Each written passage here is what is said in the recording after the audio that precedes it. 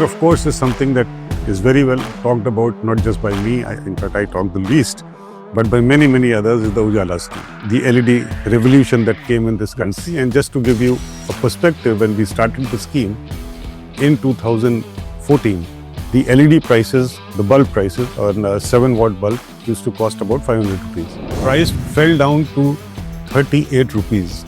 Wow. In about 18 months. 1/10. Yes. And more than that, I mean, now you don't even hear of CFLs. Yes. The complete transformation of the market took place in those 2-3 years. 500 gigawatt of renewable energy. Have you heard of any other? Net zero. Net zero तो बहुत सारे लोगों ने कहा है वो ये आसान होता है कि 2050 में हम होंगे 2050 में जो अनाउंस कर रहा है वो नहीं होगा जो हम और आप जो उसको सुन रहे हैं वो भी शायद ना हो बट इंडिया ने कहा हम 5 साल में 500 गीगावाट लगाएंगे tell me one major country which has made such a claim Not that I know of. We are implementing 10 crore solar rooftop programme The biggest energy transition initiative, I would say, anywhere in this world. जो 2047 में India होगा, उसका 60 से 70% India अभी बनना है. इस तरह की इकोनॉमिक ग्रोथ आप किसी भी कंट्री का देख लीजिए, including China. Energy is a key ingredient to this economic. आप एक गरीब आदमी के घर पे उसको फ्री में इलेक्ट्रिसिटी दे रहे हो सोलर से. इससे बड़ा जस्ट ट्रांजिशन मेरे समझ से World में there is no other place than that.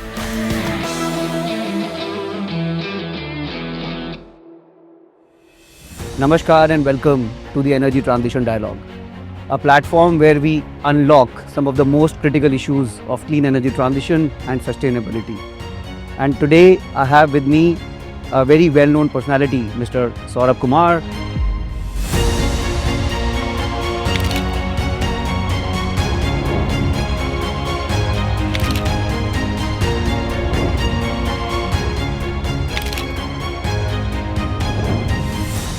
Welcome once again, Saurabh. Thank you, Vaibhav, and it's a great privilege to be here on this platform, and we look forward to many more. Thank you, Saurabh. Just to sort of start with sort of what this GAP is all about, I believe this is a relatively new initiative that have come up. What is the broader vision, mission of GAP, like globally and specifically in India? So, as you rightly said, this is a 3-year-old organization. Relatively very, very new, the newest kid in the block, if I may be allowed to say, because there are many kids in the block in the climate finance space.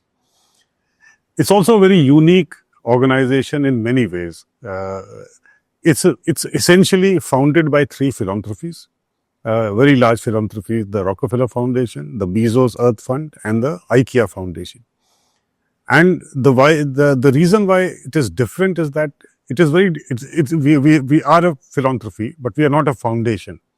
Now, the difference between the two, as I see it, is that a philanthropy is someone who does work without seeking a return, which includes foundations also. Foundations are those who have a endowment that is coming up, whether it is a Rockefeller Foundation or a Bezos Earth Fund, etc. Yes. Which means our work is really cut out for us. We have to perform. We have to show impact on the ground. Only then funders like Rockefeller and Bezos will continue to pay. So, it's more of a performance-based.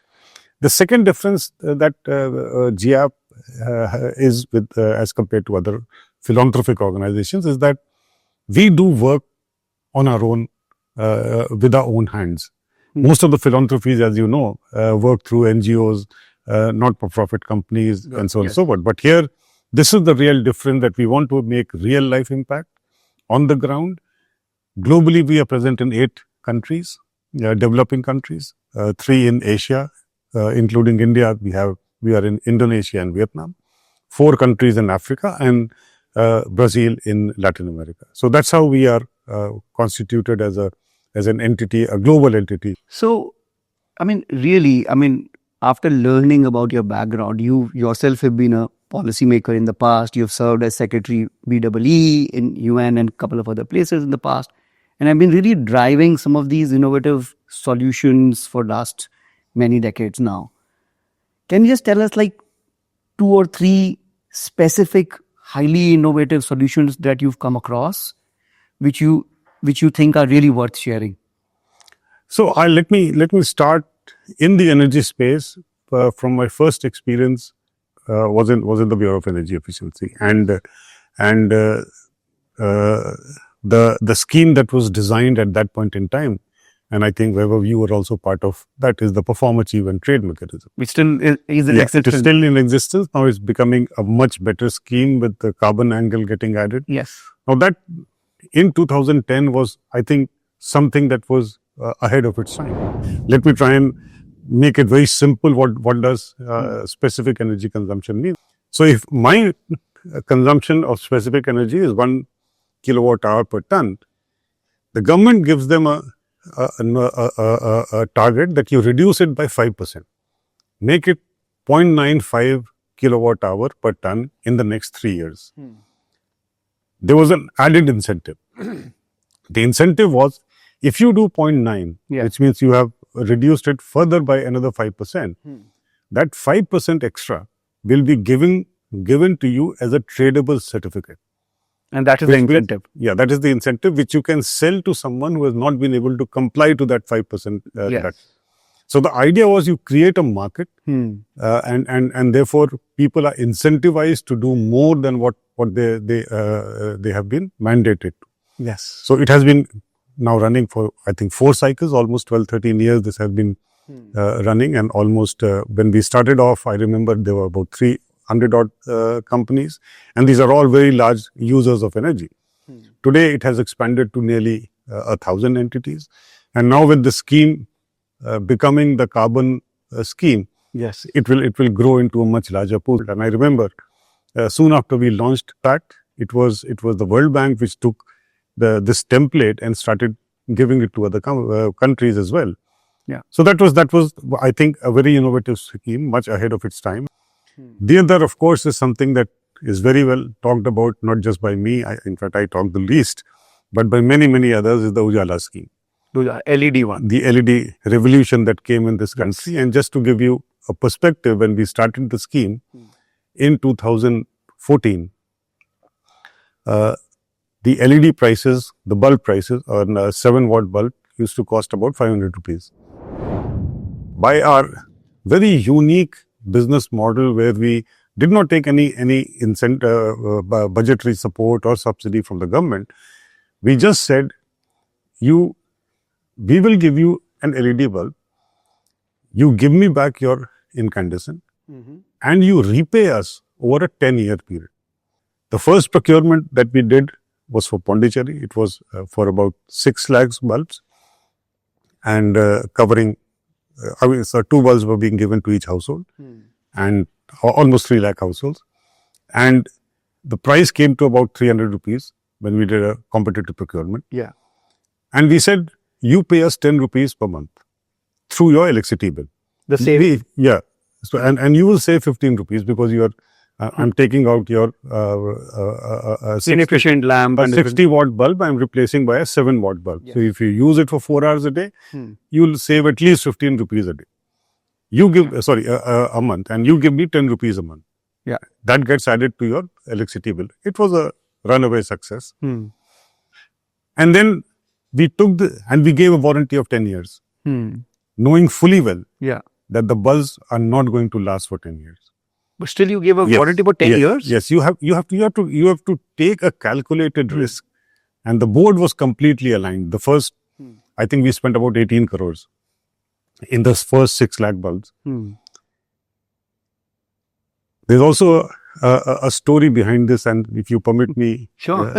It's a very interesting story. The story was, I knew the Chief Secretary of Pondicherry well, and he got convinced that this is a good program. He was also a committed environmentalist. He wanted to. He says, I have only one request to make to you. You please make a presentation before the Honorable Chief Minister. Okay. I said, yes, we will. The second story was, one of the sharp people in my team, what they did was they created a box of the bulb, right? And on the box of the bulb, they put the Chief Minister's photograph. Oh, okay. And this was late 2013. If you recall, Pondicherry elections happened along with the general elections. Yes. And the elections were due in 2014. So the moment he saw that, Yeah. as a politician, he says, look, I have to not spend any money. Yes. And my photograph is going to 3 lakh households. Yes, approved. Approved. But because Pondicherry is a union territory, file went up to the lieutenant governor. Yeah. He also approved with one condition, that my face also has to be on the bulb. It went down to the power minister.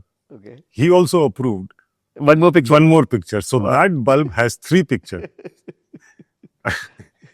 Anyway, so that continued. Yes. 2014 elections happened in the neighboring state of Andhra Pradesh. Mr. Naidu took over. Someone took that bulb photo and showed it to him. Yes. I was called to then Hyderabad because he had not shifted to Vijayawada and other. And immediately that 6 lakh order became a 60 lakh order. Wow. Right. And that is how the journey began. From there, that thing went up to Delhi. Delhi was going to have an election in 2015. 60 lakh became 80 lakh. And so that's one part of the story. The second part of the story is, and that's really hats off to I would say, the industry and my own team. I mentioned to you in Pondicherry, we did 6 lakh bulbs. Yes. It took us 6 months to distribute those bulbs. Simply because the supply was not there. There was hardly any supplier who was making LED bulbs in India. Yes. Most of it was coming from China. Exactly. Fast forward, this is between February and August of 2014. Take out about a month or two for the elections where we could not distribute. September, October 2015, Yeah. we were doing 6 lakh bulb distribution per day. Per day. Yes. In just like One year's your yeah. time. So And that it is is all a what combination. imported from China? No. Most of it was getting made in India. So the industry suddenly Realize the potential. completely realized what we are doing, how this is turning out to be a massive transformation. In 2015-16, Yeah. so again, in numbers, let me also give you. And by the way, this is a case study in Harvard and also IIM Ahmedabad, the Ujala story. In 2014-15, we distributed 30 lakh bulbs. And again, there's a story behind this. I was very happy because this was the largest ever distribution of a light bulb in the country. And of course, before that, in January 2015, the Honorable Prime Minister announced the National LED Program. So I went up to Mr. Piyush Goyal, who was my minister. Yeah. I thought I'll tell him what fabulous work we have done and he will give me a pat on the back and that's it. When I told him that we have done 30 lakhs, you know what he said? What? Are you out of your mind, Saurabh? What? You have told the Prime Minister that in 3 years to 5 years' time, you will change 77 crore bulbs to LEDs. And you are happy that you have done only 3 million? He said, next year's target is 9 crores. So that the other side of the story, that from 30 lakhs, Yeah. we were suddenly going to do 9 crores. 9 And crores. my office was in Noida. I was from Central Delhi driving back and I said, look, this is not going to happen. So better resign now than to be thrown out at the end of the year. But then, and this is an important lesson, at least for me. If you look at 9 crores, it's a big number. You can never get over it. Yeah. And if you can never get over it mentally, you can never prepare. How can you ever achieve those targets? Yeah. What we did, we divided by 350 days. And suddenly the numbers look very... A little more realistic. 5 lakhs a day. Yeah. Possible. We do 20 cities simultaneously, 10 counters in each city. That's quite manageable. Yeah. And lo and behold, 31st March, we completed 9 crores. And that's how the journey of ESL began. And the price also kept on And of course, reducing because of the economies of scale, I believe. price from 300 odd that we did in 2014 Yeah. fell down to 38 rupees Wow. in about 18 months. 1/10. Yes.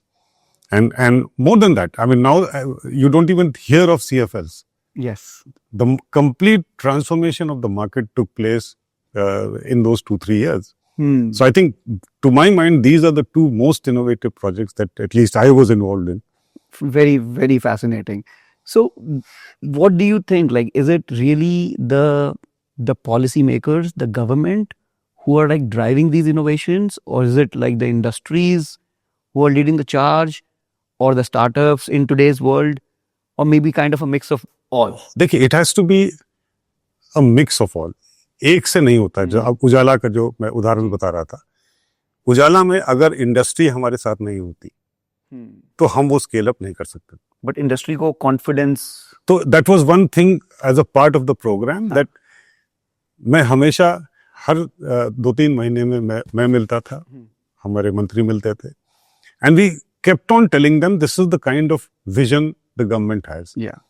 And do invest in manufacturing, try and localize as much as you can. और ये localization हुआ भी इसीलिए, और ये price drop हुआ भी इसीलिए बिकॉज हम बहुत सारे प्रोडक्ट्स को लोकलाइज कर पाए. एब्सोल्युटली. अदरवाइज अगर आप सिर्फ इंपोर्ट करते रहते तो, for example, I don't know if आपको अगर याद होगा, सिस्का नाम की एक कंपनी थी, which became very big in LEDs during that time. I procured 36 crore LEDs. I was the Philips single largest customer globally. Cisco never bid even a single time in my tender. मैंने उनसे पूछा कि क्यों नहीं करते हैं. बोले हम आपकी प्राइस मैच ही नहीं कर सकते बिकॉज हम तो सब इंपोर्ट कर रहे हैं, ट्रेडिंग कर रहे हैं. अगर हम मैन्युफैक्चरिंग यहाँ करेंगे तो I can compete on your price, but कोई चांस ही नहीं. So I think industry plays a very very important role.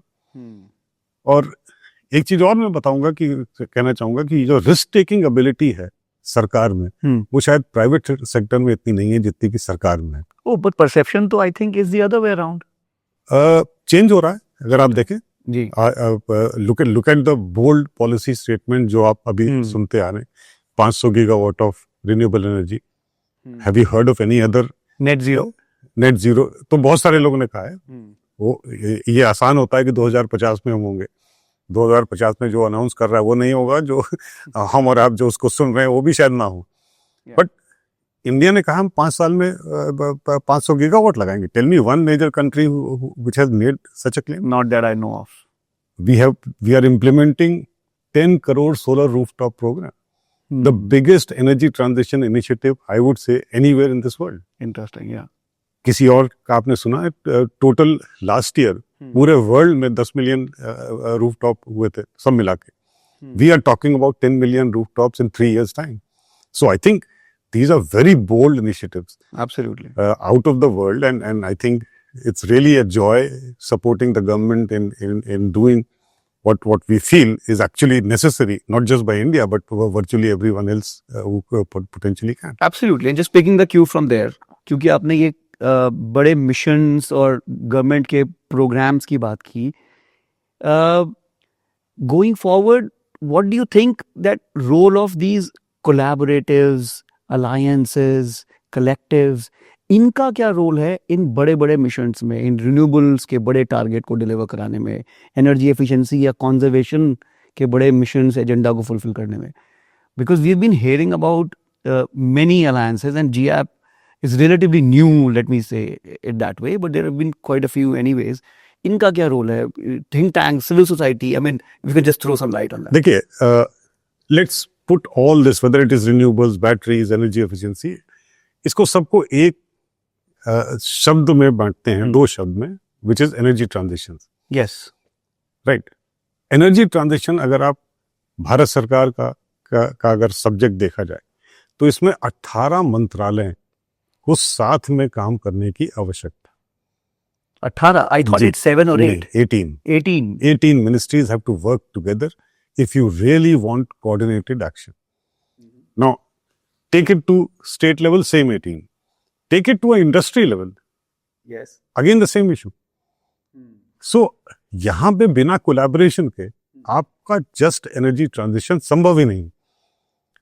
That's number 1. Number 2, collaboration से दूसरा फायदा क्या है? बहुत सारी चीजें हैं जो कि नई हो रही हैं, और लेट मी टेल यू कि सबसे बड़ी नई चीज इंडिया क्या कर रहा है. इंडिया हैज सेड कि हम 2047 तक वी विल बिकम अ विकसित भारत, डेवलप्ड नेशन। अब आज जो 2047 में इंडिया होगा, उसका 60 से 70% इंडिया अभी बनना है। इस तरह की इकोनॉमिक ग्रोथ आप किसी भी कंट्री का देख लीजिए, including China. Energy is a key ingredient to this economic growth, to development, yes. अब किसी भी चाहे चाइना हो, चाहे यूरोप हो, चाहे यूएस हो, everybody has developed using cheap fossil fuel energy. India आज से लेके 47 तक has to find an alternative. So it's a unique Absolutely, and absolutely this different. trajectory is not, there is no parallels. Wow. You have to develop using clean energy. You have to develop using innovations that the world has not seen. Yeah. Technologies that may not exist today. And you still have to take care of the fact कि आपकी social equity होनी, आपका sustainable development होना, your economic prosperity has to go up. So I think India is in well on course of that. And I mentioned कि ये 10 million rooftop is a energy transition project, a just energy transition. आप एक गरीब आदमी के घर पे उसको फ्री में इलेक्ट्रिसिटी दे रहे हो सोलर से। इससे बड़ा जस्ट ट्रांजिशन मेरे समझ से वर्ल्ड में there is no other place than that. So we are clearly finding a way forward. इसमें collaborations की बहुत ज्यादा आवश्यकता है। Innovations will drive the next generation of growth. चाहे वो AI हो, चाहे वो नई टेक्नोलॉजी हो, नए फ्यूल्स हो। We are talking about hydrogen. क्या पता अभी fusion can become something big. Yeah. I'm glad government is talking about SMRs, yes. Small modular reactors. Yes. तो जो इंडिया पाथ तय करेगा, अगर इस धरती को सस्टेनेबल रहना है तो वर्ल्ड विल हाँ करना ही पड़ेगा। देखिए 1.5 डिग्री सेंटीग्रेड हम ऑलरेडी पहुंच चुके हैं जी, which is what was our target by 2030. 5 साल पहले we have already warmed up to that much. Now if we continue this way, I don't think this world will be habitable in the next 20, 25, 30 years. Right. So कोई choice नहीं है हमारे। Yeah. And since you mentioned this word of energy transition, I mean, simply put, so energy transitions talk about broadly two verticals. One is on the supply side and another one is on the demand side. So sort of what do you think that which of these two broader packets needs a little more attention in the Indian context? Quite clearly demand side पे।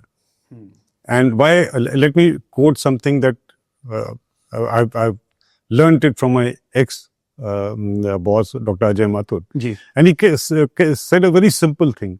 अगर एक bucket है, उसमें एक leak है, तो जितना मर्जी भी आप पानी भरोगे, वो कभी फुल नहीं होंगे। That is how I look at demand and supply side. So while you can keep increasing your generating capacity, transmission capacity, जब तक demand को आप को कम नहीं करेंगे आप, you will never have sufficient. और दूसरी बात रही, I think not just India, I think India has done much more than other countries. The entire world has done very little for energy efficiency. And I keep saying this. Yeah. There is no international intergovernmental body on energy efficiency. जबकि आइए पिछले 20 साल से उनका world energy outlook आप देखिए, they say more than 50% of mitigation opportunities are from energy efficiency. Yes. फिर भी एक भी इंटरनेशनल ऑर्गेनाइजेशन आप मुझे बता दें जो कि एक्सक्लूसिवली एनर्जी एफिशिएंसी फोकस्ड हो। Now India also have this target other than the Viksit Bharat target of 2050, 2047. There is also a target of net zero by 2070. Now how realistic that target is, because as you rightly said, India has to be kind of built by an order of maybe 70% that you will see after 30, 40 years, which is yet to be done. So there has to be a very new India that is emerging in the next 25, 30 odd years. That very new India, it could be a little more energy efficient or maybe much more energy efficient, I don't know. But net zero, I mean, net zero is like a big and very ambitious target, don't you think so? No, it is, look, while it may be big, ambitious, but the fact is there is no other choice. So let me answer your question by another anecdote. And this is an anecdote that takes me back to my school days. जिस समय TV नहीं था, radio was the only thing, newspaper में आप पढ़ते थे। तो मैं इलाहाबाद, जो कि आज प्रयागराज है, वहाँ को बिलोंग करता हूँ। तो वहाँ पे जनरली क्या होता था कि दो चीजें हम पूरे साल होती थी। एक तो जून से लेके सितंबर तक बारिश काफी होती थी, तो आधे इलाकों में बाढ़ होती थी, और बाकी समय कम्युनल राइट्स इतने होते थे कि कहीं ना कहीं कुछ ना कुछ चलता रहता था। तो कम्युनल राइट्स पे जनरली क्या होता था, कर्फ्यू लग जाता था। हम लोग बच्चे थे, कुछ नहीं, घर पे रहते थे।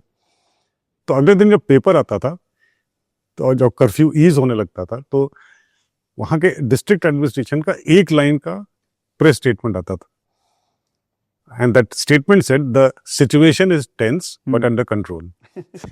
So if you ask me about the 2070, it is particularly in India, it is tense but under control. And why I say this, 2070 बहुत आगे है। जी.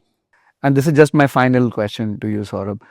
What is the message you have for the youth? Because a lot of the audience are like fairly youngsters, job seekers, or maybe just entering into the job market.